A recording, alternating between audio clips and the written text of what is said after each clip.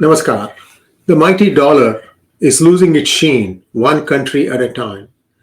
Over 80% of all trades in crude is conducted using the United States dollar, and that might be about to change. Recently, Russia and China concluded a 30-year natural gas and oil deal in which China would pay Russia in euros. This deal was struck during the Olympics, and if you want more, you can look at the 𝗣𝗚𝘂𝗀𝘀𝘀 video where he talked about how Putin and Xi got into a fight because Xi wanted to pay in Yuan and Putin would have none of it. And then he said that if you want me to accept in Yuan, I need some guarantees. And Xi said, what kind of guarantees? And Putin wanted some land, and Xi just went ballistic.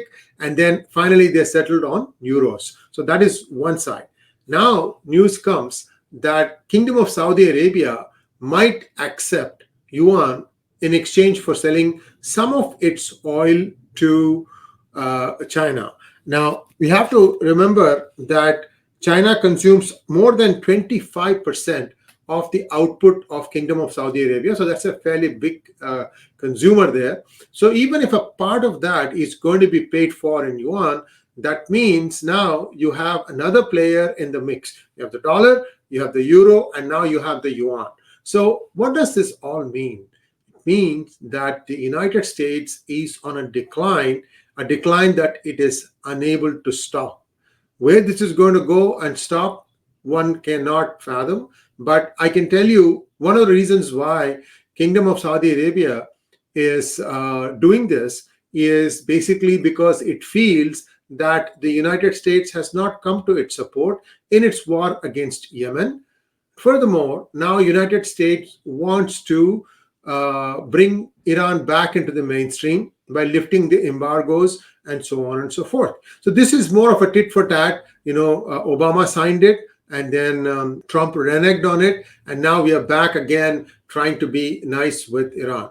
So we all know that Kingdom of Saudi Arabia and Iran are rivals, and both are vying for the leadership of the OIC, and among other things. So these are all the different things that are happening.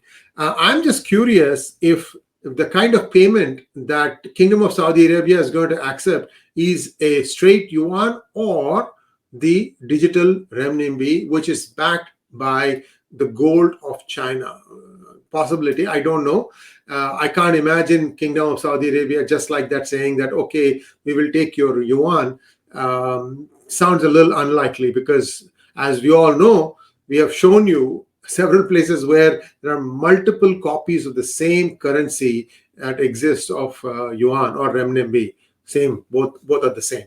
So, and one last thing, we should also remember that in the recent past, Russia has been facing a lot of challenges. Its currency is in free fall, and therefore, there may be a way that Russia will try and shore up that. One thing it did was to try and buy all the gold that was available to it. The other thing it did was to limit all the foreign companies from taking money out from there. So it's putting its people through a lot of trouble. Unfortunate for Russia that its currency is convertible. Right now, we're talking about the ruble being 130 or so to a dollar. And whether this is something that China likes or not remains to be seen. Why? Because China has about 13.8% of the forex reserves of Russia. And we don't know what they are going to do with it, whether they are going to try and see if they can shore it up in some way. And also we know that US is applying a lot of pressure on China to disengage itself from Russia. So all these are in the mix. We have to wait and see how it plays out. Thanks for watching. Please like, share, and subscribe to our channel. And do not forget to click on the bell button. Namaskar.